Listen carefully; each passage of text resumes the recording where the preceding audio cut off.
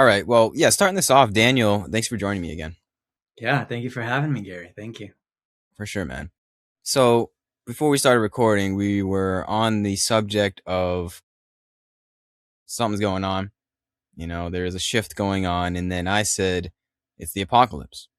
And then you asked, what do you really mean by that? The meaning of apocalypse, if I'm not mistaken, is the revealing of light. Let me actually look it up. Do you know off the top of your head? I don't. That's kind of why I asked how you meant it. Yeah, it means like the revealing in some way. It's I know a lot of people associate it with the end of the world. Yeah, Let me exactly. see if I can find the etymology of it. Hold on. I have to take a quick intermission here, everybody. All right, so right here, this is the first two words that I get. It's revelation and disclosure. Beautiful. Yeah, that's what we're in the midst of. Some kind of disclosure in many different ways, In many many. different facets of our life. I mean, this is stuff that I've been sharing with my community. Definitely, in Kabbalah, something I've been sharing with them as well, and it talks all about that concealment and revelation, and the relationship of vessels and light, and the breaking of the shattering of the vessel and the restructuring of it to hold greater light and flow it, not to leave the earth to the light, not ascending in that kind of a way, but actually being a temple for the light to reside in and flow through, right? Mm, And this is actually in Exodus where God, I think, tells the Israelites, I can't, I'm paraphrasing, but it's something along the lines of, um, build me a temple and I will dwell in you. You'd think that build me a temple means like build me a temple and I will dwell in the temple. mm, But it's really talking about in a Kabbalistic lens, and it's talking about the vessel being able to channel the light of heaven. This is very like stuff that Jesus said as well, thy will be done on earth as it is in heaven, thy kingdom come, right? mm-hmm. Just in Kabbalah, it's called Keter, the crown, the sovereignty in Malchut. In the Malchut means the kingdom, which is, you know, but it's on earth. It's the receptive aspect. It's purely receptive. So it's like the vessel that receives the light, and there's a whole process of what Kabbalah calls the Sefirot. I didn't mean really to get into Kabbalah here, but since you meant Oh, please you do. you mentioned apocalypse and revelation and this disclosure, it's very much the revelation of the light that has been concealed, light that was always here but we couldn't receive it. And in fact, in a way, the light that can't be received is actually experienced as darkness Mm-hmm. until we stretch the vessel enough to receive and hold it, and then we recognize that it's light. So, like Jesus said in the Gospel of Thomas, the kingdom of heaven is spread across the earth, but men don't see it. It's here, but you have to prepare the vessel. You have to have the capacity. And Kabbalah talks about all these different divine traits that need to be in balance and need to be developed in order for that to occur. But then eventually the crown, heaven, dwells in the kingdom, which is actually earth. God, you know, regains the throne, if you will, instead of, let's say, ego or mind or control paradigms, right? Let there be light. Let there be light, amen. Yeah. Yeah, man. Getting right into this one. I feel it. That's what's being disclosed is the kingdom of heaven that we've lived in this whole time. Yeah. It's it may seem a little crazy, but I think in that craziness is the revealing for all of us in some way. It's like a how do I put this? Something's being churned up, like there's a lot of karma being burned off, we could say. Ooh, And then that, yeah. right? And in that fire is the revealing, Yeah, it's right? definitely a fire, it's like, again, you can give it all kinds of different metaphors, but it's, in one way or another, it's the vessel being being made able to hold, I'd say the light of the soul, the voltage of the Yeah. soul flowing through. And I think that what we've been through, I think, if you were mentioning I think the Chinese zodiac, I don't know it well, but I know that 2025 was the year of the snake. And I know it doesn't correlate perfectly to the calendar of, that we use, but so 2025 all the way to February 17th, 2026 is shedding time, the year of the snake, shedding. Ooh, shedding And skin. it's like we're coming Mm. out of our old skin. It's very there's a Tool song called 46 and 2, if where he Oh talks yeah, I about love Tool. stepping through his shadow, and 46 and 2 is like the added two chromosomes. It's like the new human. Yeah. So yeah, it's kind of like where we're at, and now we're, stepping in through the shadow to the other side. It's exciting. I don't think everyone is right now. I think there's a Mm. wave of it, and we're obviously aware of it because it popped up before we even said hello. Yeah. Um, Yeah. uh, Yeah, exactly. but each wave prepares the next. Ooh, yeah. Yeah. Right? That's a good metaphor. Yeah, because I really see it as overall this one movement, but it does happen in waves, you know? Mm. Yeah. Mm. So, all right, man. I Yeah. went really right into it, huh? Yeah, where we go from here? Into the deep waters. Yeah. So we are being readied to, it seems like, enter a new creation, right? Something, I mean, it's not new. We're just remembering, we're revealing something that's always been there. But to us, it's new. To the human mind, it seems to be new. Hmm. What is this? What is this? Is it a more peaceful Mm, way of living? No suffering, heaven on earth? Where are we I going? love that question. I think you took it exactly to the right place, Mm. this conversation, because to me, what this is embodiment. And that to me says so much, if you don't mind me explaining a little bit about that. Good. um because in terms of, like, I'll assume that a lot of your viewers are spiritually oriented people. Definitely. um yeah, and I think one of the things that this means is that spirituality itself is changing. um Mm. for example, it can't be you can't talk the talk anymore without walking the walk. You Uh, can't perform authenticity. Like this won't be tolerated by the new energy anymore. Like mm. it's Mm-hmm. just not it. That's not. There's no invitation to that. There's an invitation to be honest and be real and be authentic and be yourself. And by being yourself, finding that there's service that comes from that. It is a service oriented paradigm, but not at the cost of self sacrifice. Mm-hmm. And I think embodiment means, like I say, walk the talk. So, like, let's say trust. Trust can't any longer, or faith, it can't be any longer an idea of, I know life's in my favor. So, so everything's going to work out for me. That's true. That's great. That's wonderful. But in the moment, in this moment, are you following the trust? Are you actually moving with the alignment of the moment? Because if you really trust, then you're going to move in trust. It's not a concept that I move with my ego, but I trust that everything is in my favor. No, if I trust really that everything is in my favor, then let's say when a moment arrives that says, don't do that.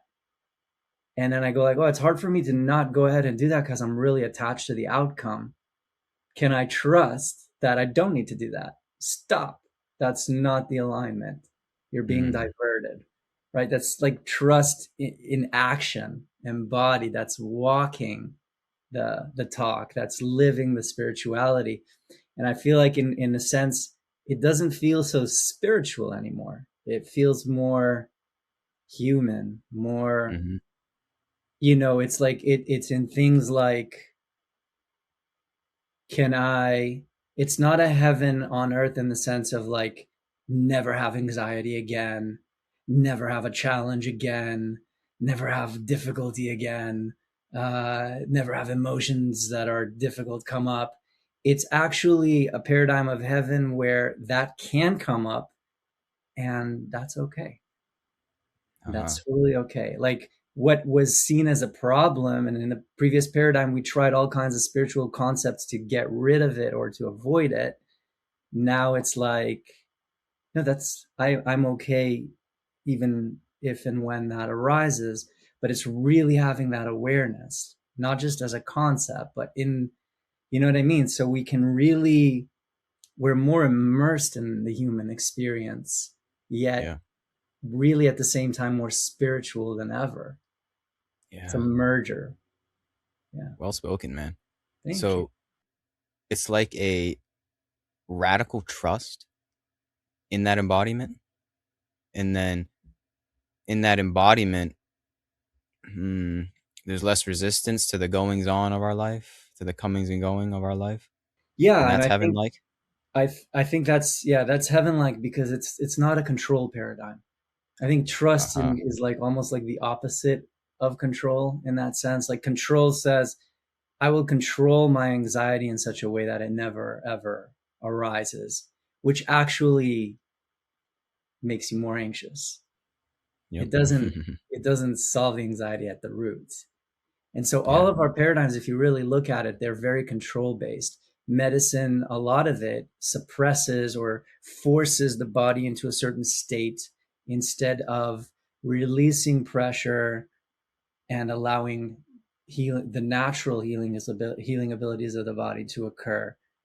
Um, Therapists, many of them see you as broken, not society's thinking as Mm. unnatural, right?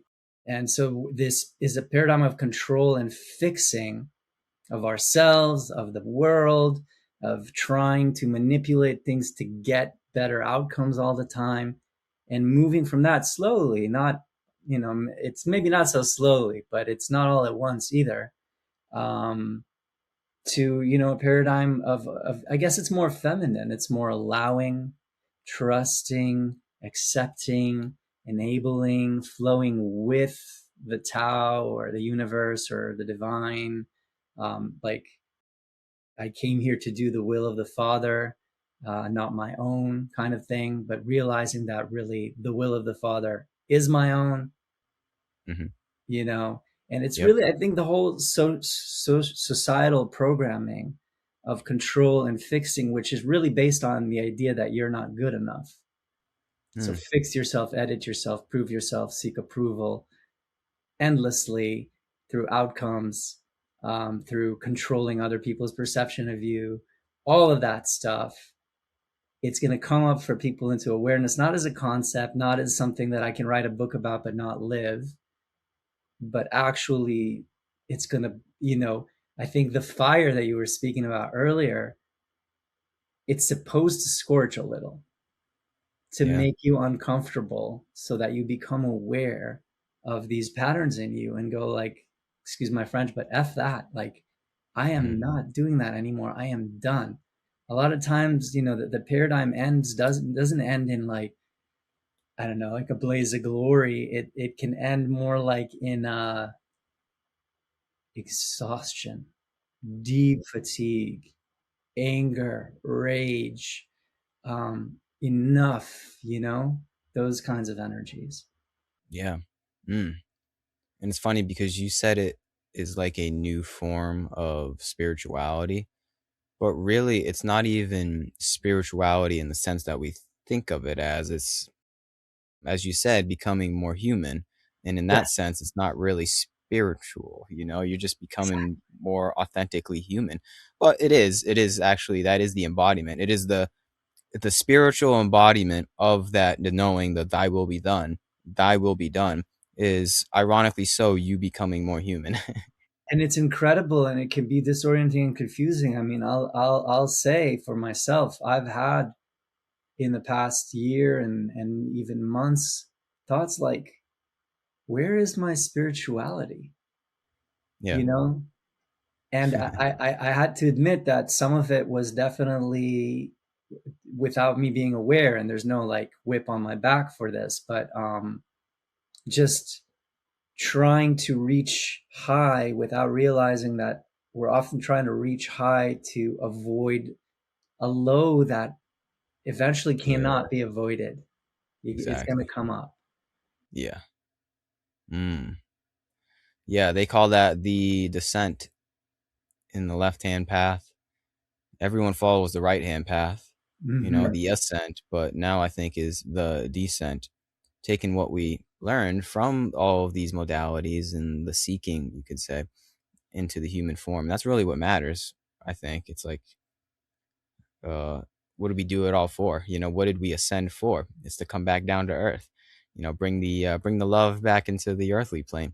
I think it's so beautiful because it's like extending heaven to include earth. Why Yeah. should why should, to use a more religious term, like why should God's love be limited to non-physical, or Mm, yeah, why not formlessness flowing through form? I mean, yeah. and I think that form, again, with that, it doesn't have to be suffering anymore, but what will remain is friction. This is something Mm, I've harped on a lot in my community, that you can have friction in your life, and you will, because just us talking, you might say something that rubs up against an idea of mine, causes friction, but that actually doesn't have to cause me suffering. It can allow me growth. And so we want and need the friction, because it's like, I always give the analogy of like, try learning to swim without friction with the water. Like, you yeah. can't. To learn anything requires some friction. So friction isn't Everything is evil. friction. Everything is friction. Exactly. And yeah, so friction is totally fine. And I think when we see that or frame it that way, and we're experiencing certain challenges, sometimes we can go like, okay, that's friction, that's expanding me. Suffering is when I take that and make that into a problem, or give it any kind of negative spin, really. Yeah. Flowing with the friction. Flowing with the friction. I love that. Yeah. I Yeah. also like what you said about God's love and how we get included in that. And that's a huge one. That's a huge pill to swallow. It's not like something that is out there in some other realm. It's in heaven after we leave the body. It's right here, right now. That's the grand revelation, is that you are loved beyond your wildest dreams.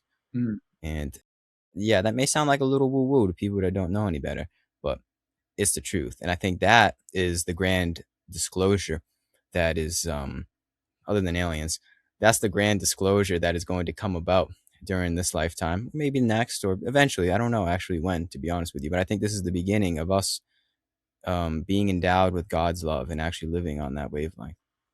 Dude, that's a total heart activation right there. Mm-hmm.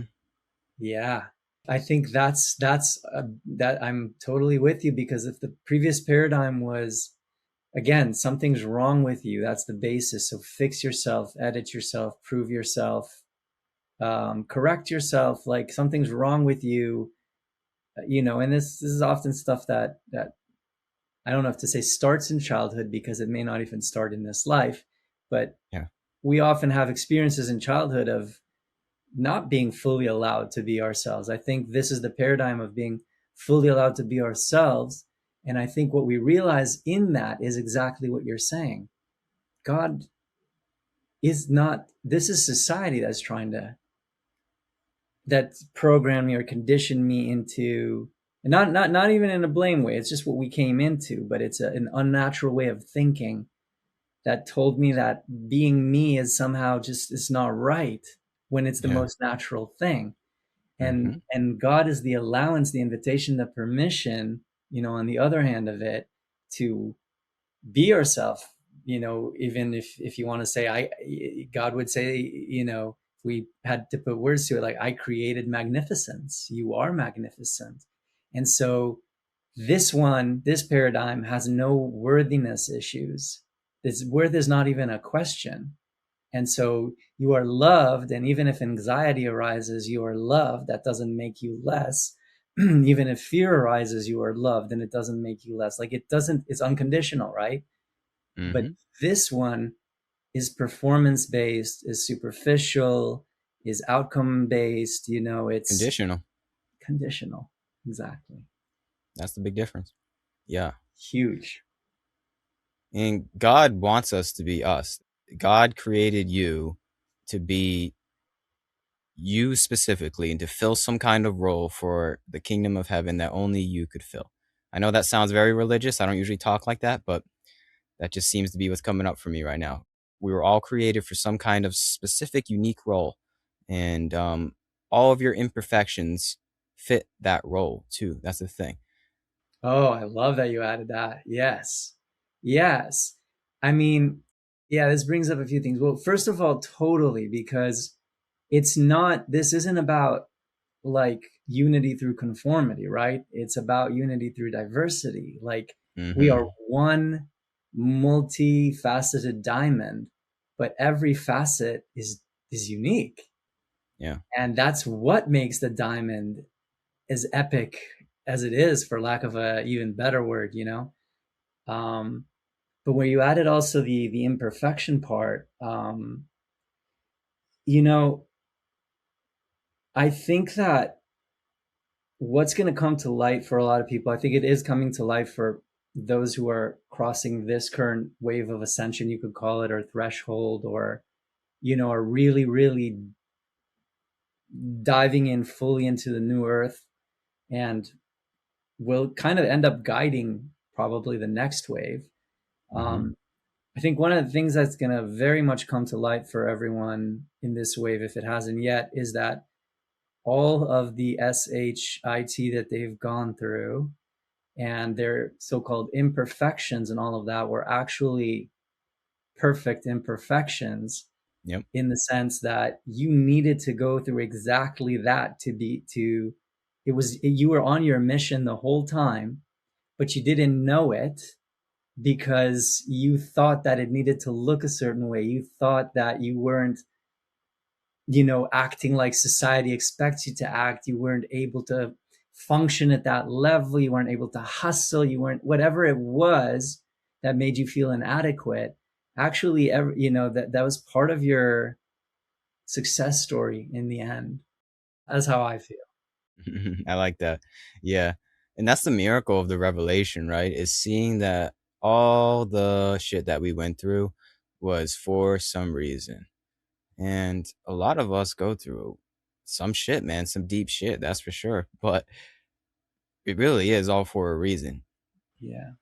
It's like Yeah. you become the alchemist just by seeing it differently. You turn that you turn the shit into gold just by seeing it differently. And I think that's a lot of what we came to do, is to be, pro transmuters. Yeah. Um, yeah. So it's like not only do you see your past differently too by seeing it in a new light, but then it becomes quantum and then the future changes in that regard. It's Yeah. powerful stuff, you know? It's incredible, dude. And like the fact that we're having conversation right in the midst of this like threshold moment, and we're living it, it's incredible. It's incredible because I really, really do think that we, deserve, whoever is resonating with this definitely, and really, deserves a pat on the back for like having the courage to step through these times, and this quantum leap. I mean, just incarnating as a human is hard enough, but I to, know. like you Right? say, take on some deep shit and to feel different Mm. your whole life Yeah. and alone and all of that, it's not easy, man. That's the hero's journey though, right?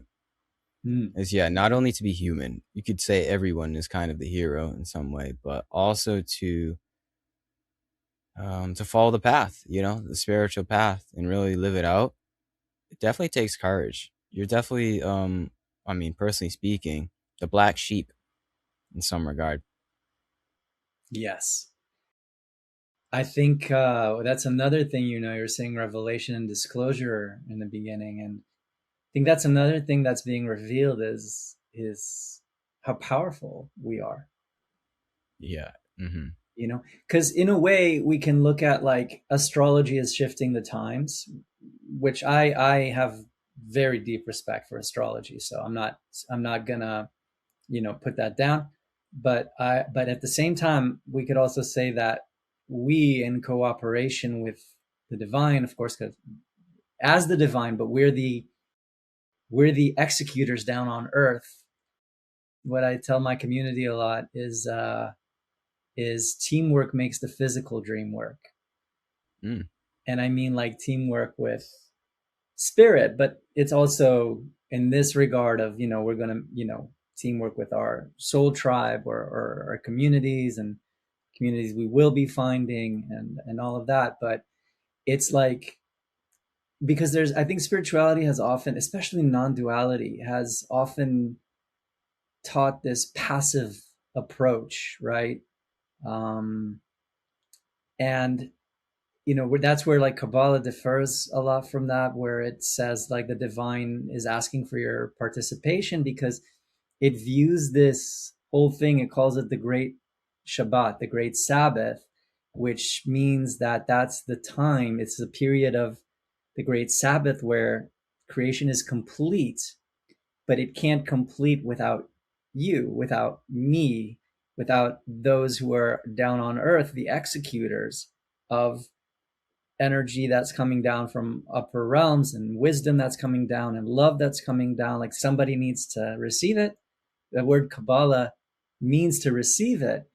And then what it says is basically what's happening is the union or marriage of God as groom, the transcendent, with God as bride, the immanent, Shekinah. Beautiful, isn't it? So That's it's Shiva a and Shakti. marriage, Shiva and Shakti, right? And so if we're down here, um,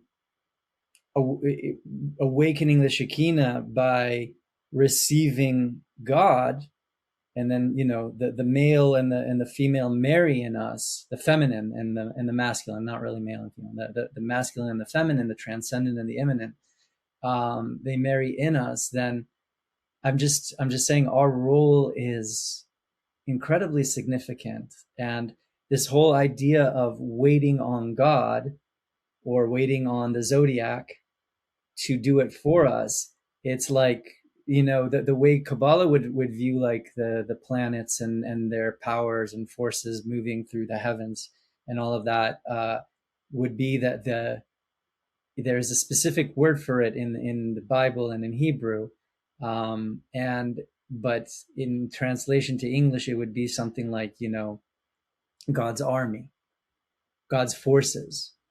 Oh, So it's still all God. The planets don't have a separate power. We don't have a separate power, but it's there. It's the power of God flowing through the planets and affecting the earth in a very specific way. So there, that can include astrology without separating the power of, say, Neptune and Saturn from the power of God. If that makes sense. yeah, for sure. Yeah. And I think there's no higher honor than to be in the army of God, than to serve that loving force, right? To fight the fight. It's this warrior spirit. It seems contradictory Yeah. because, right, God's love, but then God's army. What? That doesn't make any sense. It's hard to explain, but it is. There is a fight, but we fight it differently than classical terms. It's not like a classical war. It's a different kind of fight, but still, nevertheless, there is a war going on.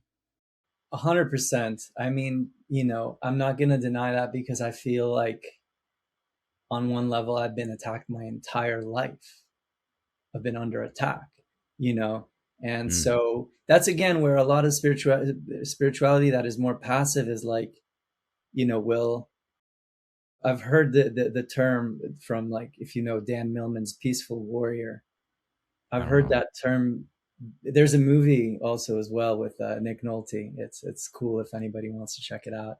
The Peaceful Warrior, and there's a book, and he was in the Olympics, and it's this very beautiful spiritual odyssey, and a true story. And but I've heard that terminology criticized in some spiritual circles, like the peaceful warrior. Like, how could you be at peace and a warrior? But in the experience, really, I mean, mentally, logically, you may understand, yeah, that doesn't sound sensical, or it sounds paradoxical or whatever. But in the experience of it, paradox is often true. It's not a conflict. They're Yeah. both existing. It's also, because the war is, in a way, a lot of it is finding peace in the attack, in the sense that you're being attacked, and Mm. finding peace, and digging deeper to find your power. And these are very real battles. I'm not just talking about, I mean, I understand battles in the astrals, and things like that, but I'm talking about, like, people, like, dealing with insomnia, with depression, uh, with just a tough life. It doesn't have to be an attack that is necessarily made into, some mythical thing. It can be a very real experience here and now, that you have to dig deep and to find your power and your peace. It's a Mhm. war in that regard. Mhm. And we're all fighting the war. We're all fighting our own battles. We really are. Mhm. And I think when you get that begins when you've really fought your own as well, it begins to awaken uh, compassion. And I think compassion is the other side of it. I Yeah. don't think compassion, people say cultivate compassion. I don't know if I could have ever cultivated compassion. I think what what my soul signed up for, what God put me through, however you want to put that, that's what cultivated compassion. It wasn't a mind decision of, now I'm going to cultivate compassion. It Mm. was being in pain, and being hopeless, and feeling lonely. And then when somebody asks me a question, and I don't relate to the struggle sometimes, but I have compassion for it, because I understand. You know what I mean? Mm. Mhm. Yeah, that pain is like fuel for compassion. And I think Yes. that's why we incarnated, is so that we can learn compassion. And there's no other way to do it but to go through it. It's huge compassion. I think, I'll be honest, I think I'm only at the beginning of even understanding that energy. Mm. I don't think it ever ends. That's the I beauty of agree. compassion. I don't think I think that's another term that I often use when I speak and write, is that I call it Neverland. And what I mean is that the mind really wants to land Yeah. in some final point. Oh, I made it to compassion, so that's the end. Or this experience that I had right now feels really enlightening, so I made it to the end. It always wants to call it the final thing. And I say, never, you never land. And Yeah. so there's no end. So it's more like, enjoy the ride. And like I said earlier, it's more about being okay with whatever arises, rather than trying to get to a point where certain things just don't arise anymore, and you made it, you're at the end. Yeah. I think that has to do with enlightenment. An enlightened being, I think, is okay with forever. Mm, And however forever decides to show itself. There's many different flavors of forever, but I think an enlightened being is okay with all of those flavors of forever. and At peace. what's interesting to me is that, yeah, I don't know, the term enlightened is very vague to me, I guess, or cryptic, because I'll say, I've had a lot of journeying, like, in my own life with insomnia. And when you are, at least in the first times you go through it, and it gets really severe, and we're very deeply conditioned to believe that our well-being depends on sleep, and on having sleep at all, on how much we sleep. So a lot of conditioning and programming arises when you don't, and a lot of fear sets in. I would even say panic, um, and maybe victimhood arises in a great degree. And the reason I'm bringing this up, this is one of an example of a war, right? That you Mm. can fight and find peace and reveal how powerful you are through this war. Um, One of the things that a lot of insomniacs feel is very, very lonely because they feel like there's nobody else who's going through something like that. And it's incredibly intense. The nervous system, you know, we have more control over the, not control, but we have more ability to soothe the nervous system and to allow it to heal than we think. But before you know that, you are adding so much fear and anxiety because you're not sleeping that your nervous system is just screaming. Yeah. The It's in fear a loop. actually and the anxiety makes it worse. Yep. Mm-hmm. Yeah. So the reason I bring that up though is because on my journey with that, I did encounter people and that were going through similar things. And I was like, holy moly. For the longest time, I thought I was the only one. I can't believe there are other people. Now, Mm. these people are definitely, in my view of them, spiritually open, but not necessarily considering themselves very spiritual people, not necessarily reading spiritual books. And yet, what they embody in how they move through their insomnia is something that I don't know if I wouldn't consider absolutely enlightened, because they are not anxious about anxiety. They are not Mm. afraid of fear. They they found well-being in the abyss, and they know that if it were to happen again, they would find it again. So it's not like they solved this. It's insomnia isn't necessarily solved by now having perfect sleep. That's actually very pressuring, the idea of perfect sleep, to someone who's not sleeping. It's like it just shows them how off they are, how far they are from a new goal, a new outcome. Mm. So it's more, they've removed any attachment to outcomes really. And they just are in total acceptance and peace no matter what comes. And again, it doesn't mean that they always feel amazing, but they are okay with not feeling amazing. They're totally okay with it. There's no struggle.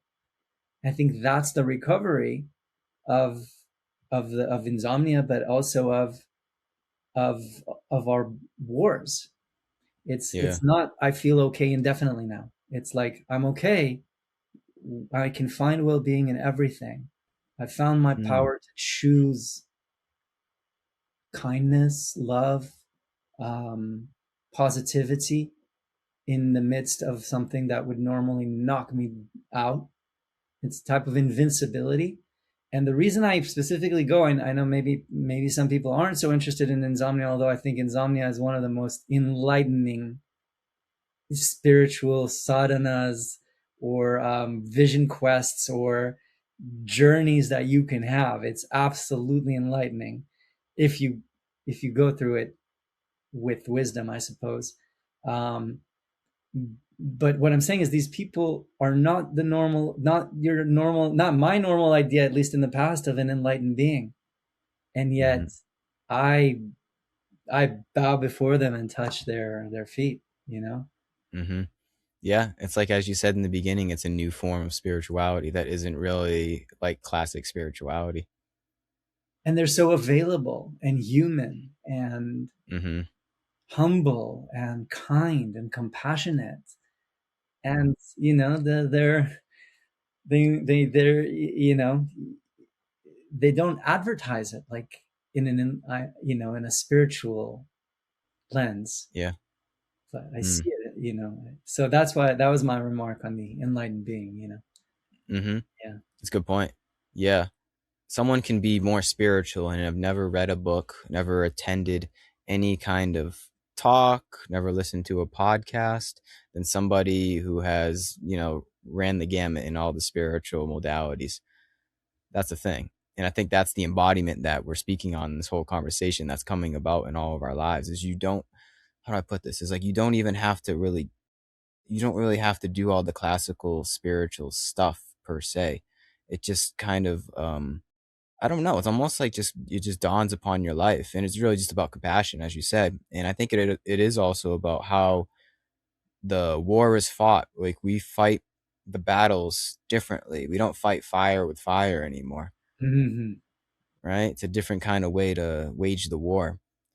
It's kind of like judo moves. You're kind of like going with the motions. You're going with the flow of whatever comes your way, rather than resisting it outright. You're with it. And think of like, I mean, I'm kind of going off here, but think about how I like UFC and MMA. So think about a fighter. Usually the fighter that is most calm in the cage or in the ring, is the one that's in control, Yeah. is the one that is going to win, most likely. They're going with the flow of their opponent. It's a sort of dance. It's the dance that we learn to dance, you Yeah. know? I think, in terms of martial arts, maybe it's a bit more of the Aikido, Yeah, um, Aikido or Judo. or Judo. Mm-hmm. Yeah, I'm more familiar with Aikido, but I also think in terms of like the energies that we were talking about before, it's more of a feminine way of dealing with it, and maybe even a more just balance between feminine Hold on, and I gotta shut off masculine. my. Sorry, I gotta shut off my space heater. I'm starting to get hot. 1 second. Oh, okay. Sorry, starting to sweat here. Hmm. Gotta go with the flow. Fight my battles. There you go. Yeah. My battle was the heat. All right, counterintuitive because it's like really cold out and I got the heat up high, so now I'm hot. So coming back into a balance here. Yeah, we were just talking about balance. Yeah. Yeah. Yeah, so I think what you were saying about, fighting fire with fire, I think it's more now it's more of a either more leaning towards a feminine way of approaching it, whereas fire with fire is more of a masculine, like, oh, you did that to me, Exactly. I'll do that to you, but harder. You know, Exactly. this is Yeah. more feminine, or even I would say more balanced, because we were saying before about God's army and stuff like that, and there was a point that came to mind as you were talking, that it sounds like harsh, God's army or something like that. And we were talking about war, spiritual war. And, in Kabbalah, they're very, very clear. There's the right column and the left column of the Sephirot, the emanations, and then there's a middle column. The left column is feminine, the right is masculine, the middle is the harmony. Um, and I mean, there's so much more. This is like such a general outline, obviously, but in the left column, there are energies. There's a quality called gevura, which actually in Hebrew means heroism, but it's usually translated in English towards something like more like discernment, Mm. because it's what this is this energy of boundaries. It's an energy of limiting. It's an energy of severity. It's an energy of judgment or karma. Like that is all part of God. And without that, that's part of God's forces. Without that force, there is no balance, because the other on its other side in Kabbalah is something called chesed, which is, you know, grace, loving kindness, bestowal, giving, pouring out. And this on its own, we say, well, that's what God is, right? God is bestowal. And sure, God is that. But if we bestow of goodness and love and divine pleasure. But if we act like that in the world without discernment, if we give without putting a boundary and seeing, like, if I give any bit more, I'm going to be depleted. Or Mm. if we give in a situation where, if you're giving, but what you're giving is more drugs to a drug addict, all right, but you're just giving. We need the discernment. We need the limit. We need the boundary. And also, when it comes to like severity and judgment and karma and all of that, um, There are periods in our lives where we feel more, oh, this, I'm in a time of grace. Things are easy, things are flowing, easy peasy. And there's a time of challenge. If it was all easy, no friction almost, you're not expanding. You're at the same level. If, imagine playing the video game and just the same level all the time. Hmm. It's not hard, but it's not growing you either. So the karma, the challenge, the severity is part of it, you know, Yeah. and it balances together. Hmm. That's what's happening, man. Is we're bringing a little more balance to the force. I think Yeah. that's the revelation. That's the disclosure. It's yeah, as you said, bringing in a little more femininity. We've been way overbalanced, way overweight into masculinity over the past few thousand years. And yeah, we're bringing that essence of femininity to even it out, even keel it out, quell the chaos a little bit. And Exactly. yeah, I think as we do that, there's gonna, you know, there has been, and maybe will still be a little bit of people confusing that for male versus female, and yeah, men should be like this and women need to do that. And you can see uh, that already. That's happening. yeah, and that's just, it's natural. It's, I don't agree with it, but it's natural because when the pendulum swing a certain way, swung a certain way, and it was like, you know, people are hurting. You know, women feel a certain way, some men feel a certain way, and then as the pendulum balances, what it tends to do is first swing to the other end, Mm, which is more like blaming them. You know, it's trying to get the weight off of me and trying to change the other. And if men were different, if women were different, and but then we, you know, we swing a little bit, and then we start to find the balance. And as we do, what's amazing is that the projection starts to reflect that. The physical reality starts to go, oh, I'm balanced in masculine and feminine within me. As a man, I can be now with a woman who's balanced in the masculine and feminine within her. And we're in a balanced relationship. I think the very idea of a balanced relationship is maybe we think we understand that, but I think it's almost unfathomable to us what that's that interesting. actually is. Hmm. Yeah. Maybe only until we have one and we're in one. I think because first, in order to it all have that, you have to have balance in yourself.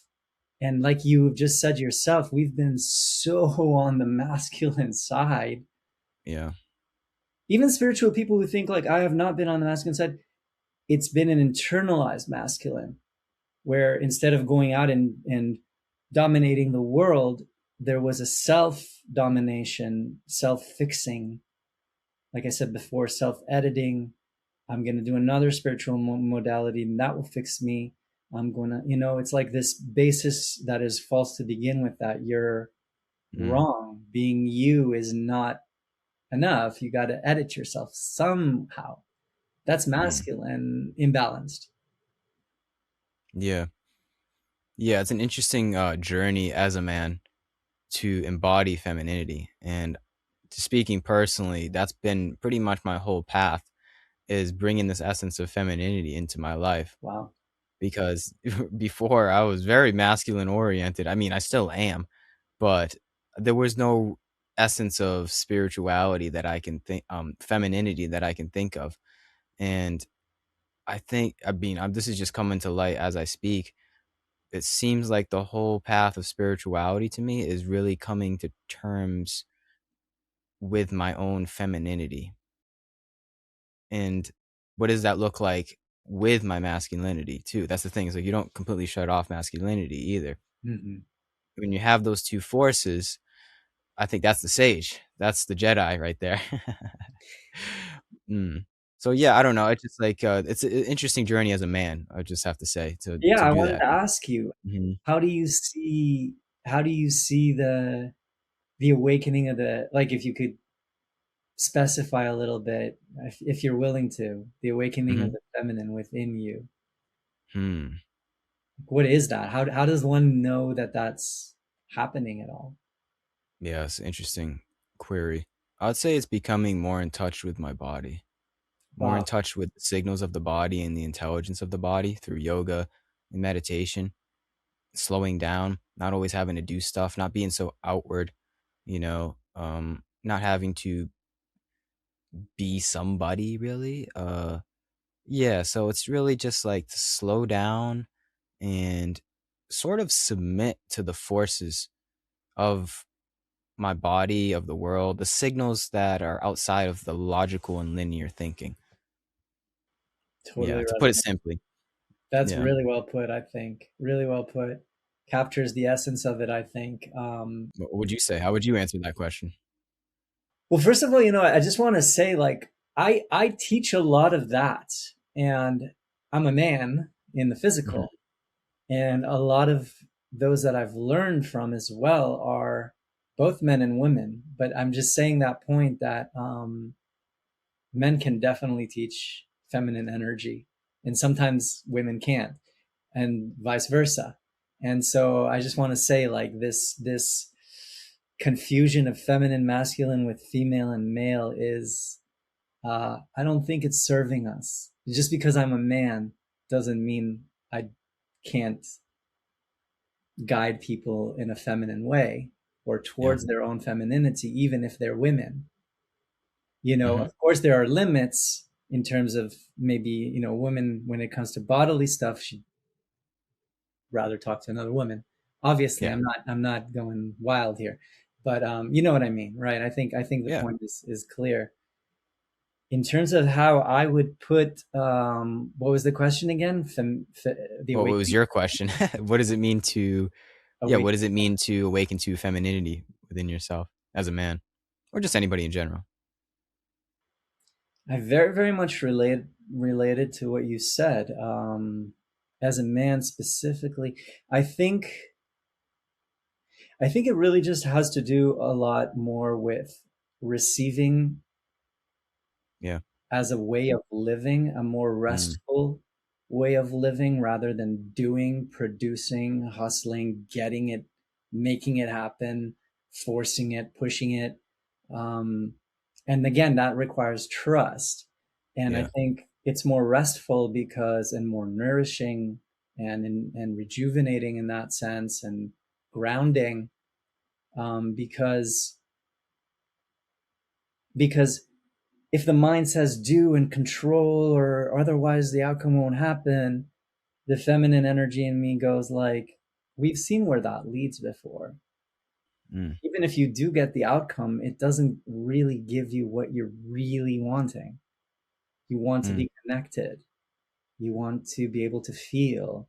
You want to move with life. You want to be grounded. You want to feel the abundance. You don't want to just get done with stuff. You want to feel the abundance. You want to enjoy it. And so it's Yeah. like the feminine guidance and the trust is more like, it's okay and it's safe to rest now. It doesn't mean that things won't get done.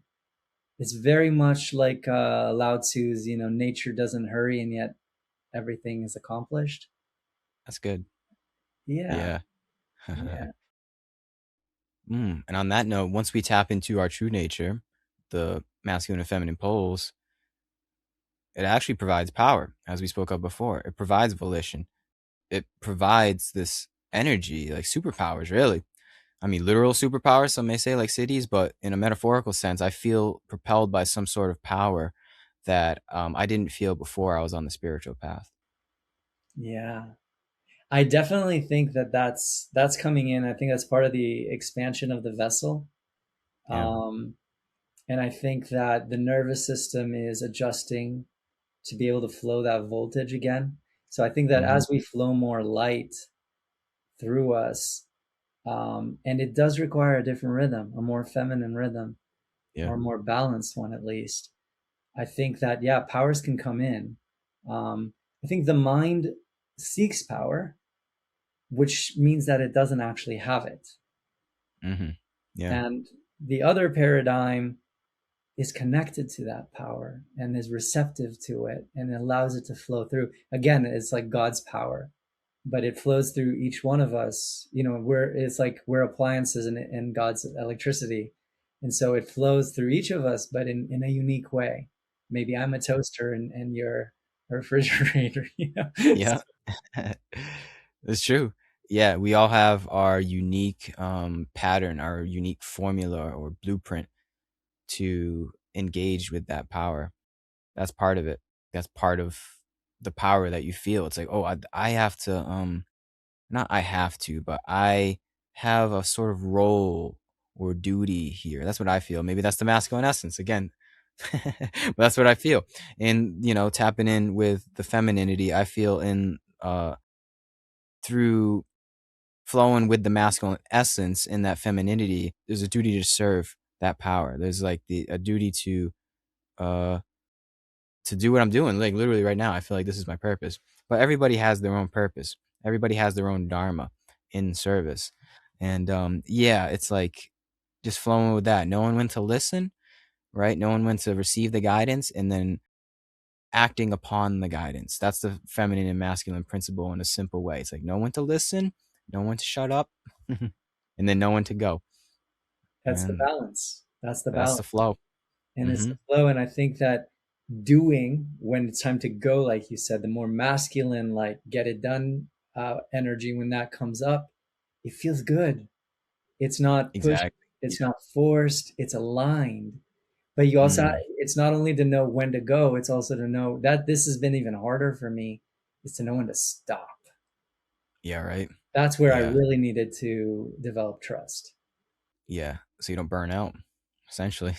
So you don't burn out. And also, like, I write a lot. Like I write on Substack, I write articles, and like the moment I push beyond, first of all, now my nervous system is at a point where it's like, nope, it will just like go, like it will just not allow it. Mm-mm.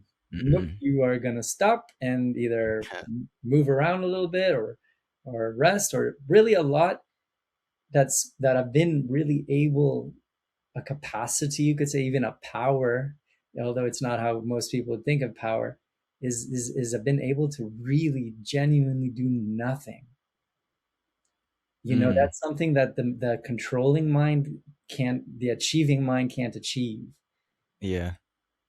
Especially in America, the world we were conditioned into. You saying Sorry. America, and so sorry, it just brought to mind because like I'm in America, and it's like sometimes I sit outside and do nothing, and I always, I have no idea what my neighbors are really thinking, but I feel like it looks weird because I'm not fidgeting on the phone. I'm just not doing anything. The art of doing nothing. Yeah. It's a lost art. The body loves it, The body loves it. Oh yeah, the body, the mind, and the soul. Hmm. and yeah, absolutely everything. We need I a think little more of nothing. That's what I we need think in our that world. we what we don't have in society, because we're so do and get things done and never stop, because if you stop, maybe something will surface and oh gosh, we don't want to Uh-oh. face it. So Yeah. keep going, going, going. But if you stop, it not only allows the system to decompress, but it also is crucial, in my opinion, for integration. Yeah. When are we going to integrate? Like we're in a sense downloading God, downloading light at such a rate right now. When are we integrating this if we're just doing, Yeah. doing, doing? So the nervous system says, stop. Just stop now. Let me have my time. Yeah. Yeah. And that's really the true essence of femininity right there. In a Yeah. very simple and general sense is just stopping, doing nothing. It's the hardest, that's been the hardest thing for me, And so I feel like that the fact that that's in the it's present now is just, it's so healing. And we say, sometimes we talk about like a woman's touch. We talk about that as something so healing and almost like as salvation. And I think this is the internalized, the inner woman's touch, and Ooh. trusting the Shekinah inside of us, the feminine present, indwelling feminine divine presence in us, to guide us when to move, when to stop. It's not that the masculine needs to be suppressed, God forbid, but it's like the masculine needs to be contained. That's what it is. You're gonna contain the beast. Yeah, yeah, Yeah. yeah. Yeah, And man. that's huge. That's no small feat. Mm. Mm-hmm. Contain the beast, stop, listen, and receive. Receive the download. And then you go forth and dance the dance. Yeah. Yeah. There's one more thing I would add to all of that, which is Mm-hmm. community. I think that's like Oh, 100%. a really important thing to add, because I think the part of the masculine paradigm has been do it yourself, do it on your own, solo. Help is for the weak. It's like Mm. people don't Yep. open up to each other, don't trust has also been lacking, not just with the divine, but amongst us, in between us. Mm.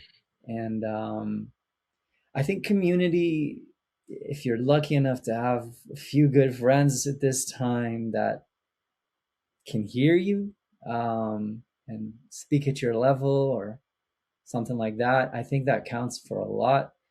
And I think it supports the feminine a lot, because I think that when Mm. we don't have support, that's when the masculine goes rogue on the hero's journey. There's being a hero, and there's going rogue, you know. Yeah. Mm. It's a good point. Yeah, and that's why I do what I do, is to connect with other people like you and to yeah, build a community. It's really important. In Buddhism they say there's the three jewels. It's the Buddha, the Dharma, and last but not least, the Sangha. So don't forget the Sangha. Yeah, yeah, the sangha, I think that's going to just become really, really central. It's something that also in my community, I'm telling, I'm really harping on that point, that don't take for granted if you have a place where you can be yourself and speak your truth and not be judged and be acknowledged and be seen and be rooted for. Not be, not to the extent of, supporting somebody, giving themselves a false and pain and hurting kind of narrative where they hurt themselves. Like, that's maybe more on me as the center, to hold the alignment of the group.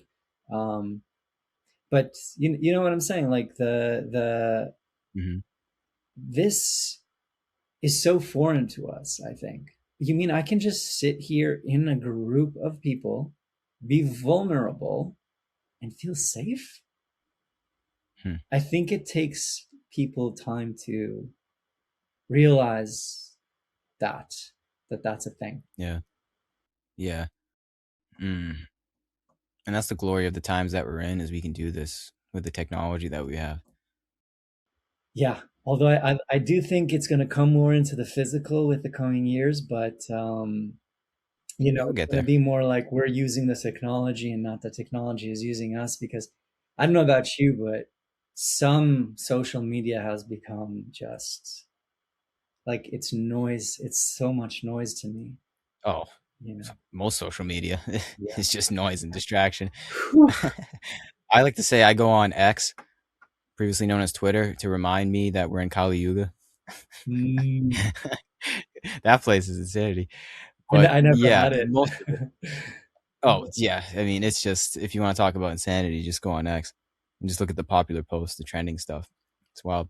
But really, all of it is just a giant distraction, or most of it at least. 98, 99% of it is a distraction. Are you getting like on YouTube more smaller channels? Like I almost only get, well, not only, but the vast majority of the stuff I see on my, YouTube homepage, I it's really not that many views, not, and smaller Hmm. channels, and I love it because it's Yeah. quality stuff. Yeah. I think they changed something in the algorithm, to be honest with you. But I always have. That's how I find most of my people. It's just through the algorithm, the good graces of the algorithm. But I have noticed like an uptick of sending more people my way that aren't quite popular. But yeah, I love it too. Yeah, awesome. Hmm. Times are changing. Yeah. I think YouTube is actually one of the better social medias, if not the Hmm. best, I'm in terms with of you. like sifting through the noise. You still have to be very, like in Kabbalah, we were talking about this discerning quality, right? And limiting Oh, and for all that. I sure. mean, because you can watch YouTube, like you can stack your watch later videos like insanely.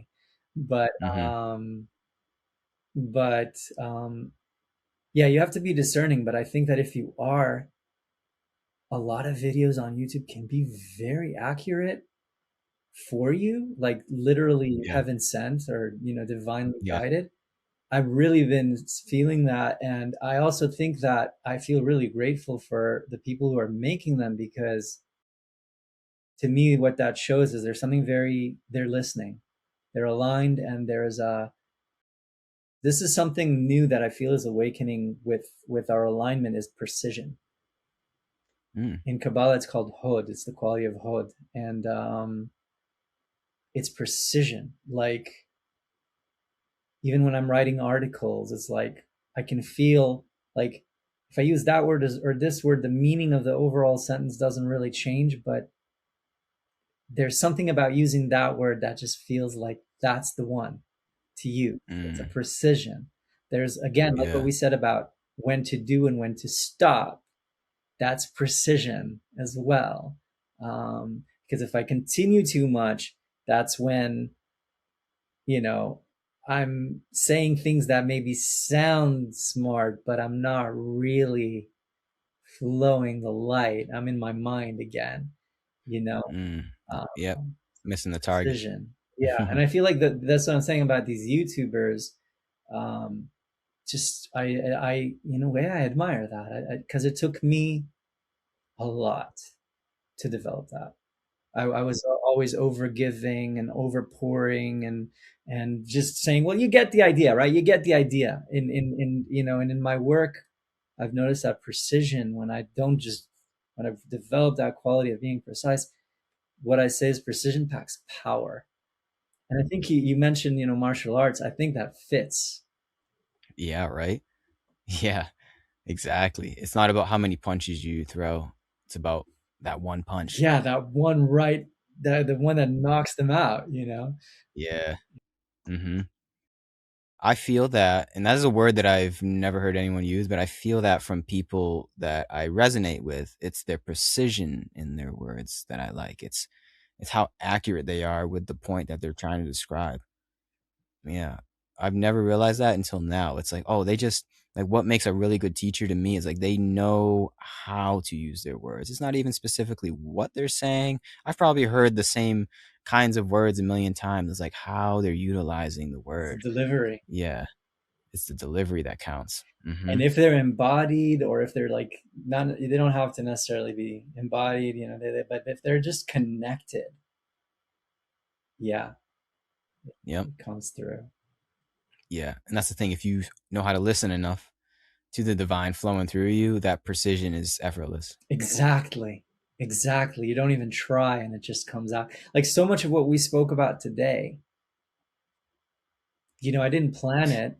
You Yeah. didn't plan it. And that's the beautiful thing is that I think planning is also, I mean, there's some room for it in physical life, but it's much less needed. It's a control ploy most of the time. Mm. Yeah. The best conversations that I have with people, we just like, hey, you want to talk? Yep, let's do it. And then it surprises you what comes up sometimes, and it's just Oh yeah, beautiful. yep. If you just open enough, then just it just flows through. Like I have people sometimes ask me for questions before, and I hate when people ask that. I'm like, come Mm, on, man, you're already throwing it off. You know, you're already like, I don't know. There's something off about that, especially in the realm that we're in. Like you have to just come open. There's no planning involved. The more you plan, the kind of the less authentic it is in some way, I you agree. know? I mean, there's a flow. I think this is also femininity. I'm just seeing in the eye of my mind right now, like just this woman dancing and like flowing, or like a dervish circling, and it's like it's a flow. It's not you don't plan your dance. I mean, you can. You don't plan the dance. That's very true. Yeah, Yeah. yeah. You just Yeah, you can. There is choreographed dances, sure, and that's an but art is that form. as enjoyable? it is an art form and it has its place, but you know, I'm sure those same dancers who do choreographed dancing, and by the way, it's an incredible skill and I respect it tremendously. But you know, when they dance maybe in their room, just to have fun or to just get in the flow, or you know, it's a different thing. Not that Yeah. choreographed dance isn't fun, but I think in a way, I guess this is the balance point, because if you think about it, we didn't plan, but a lot of everything that you know, everything that we've gone through was choreographing, in a sense, was preparing. So we have two parts, you know, like if you're a professional dancer, even when you dance just at a party, you might include some movements you've learned in your professional career, Mm. right? Here and there. Mm-hmm. In the same way, like we've gone through stuff. So some of the things I said, you know, the things that I've been trained through, and now because of the training, they can just flow. So they're kind of Yeah. connected. You know what I mean? I think again, Yep. martial arts, you train, train, train, but then the actual fight itself, you can't plan that. It's Yeah. your training prepared you, and now you just got to be present totally. Mm. Yeah, exactly. Well spoken. I feel like the theme of this conversation is really just balance. Yeah. Right? The whole time we've been talking about masculine and feminine, the dance of masculine and feminine in many different ways. I think balance is really everything. And that's why I Yeah. say when we come into balance, I think people don't necessarily realize what how huge that is, and like Mm-hmm. how relationships that are balanced feel. Um, just imagine where the giving and receiving is in perfect flow, or semi-perfect, close to perfect flow. You know, because we're human, Mm. um, and where you know, another point of balance this Kabbalah talks about is where perseverance and precision meet. The masculine, you know, wants to push forward, just get it done, and almost at all costs.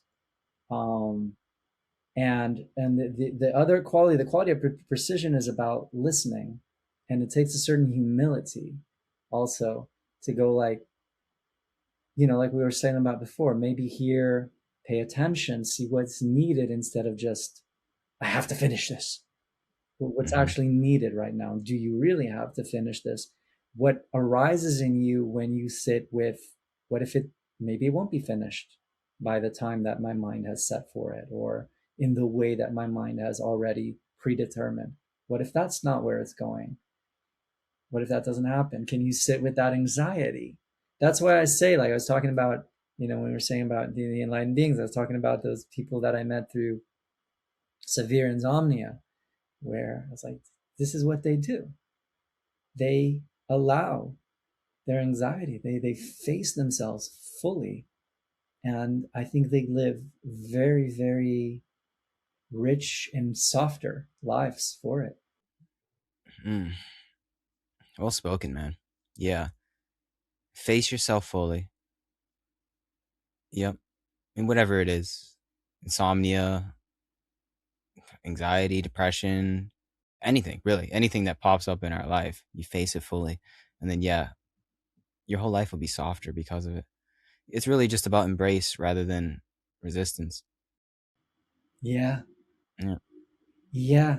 It's like seeing, it's also the awareness of seeing that I've done resistance, I've done pushing, I've done forcing. It's like, how much more of that do I need to do to show me it doesn't lead me to the promised land? It keeps me in the desert.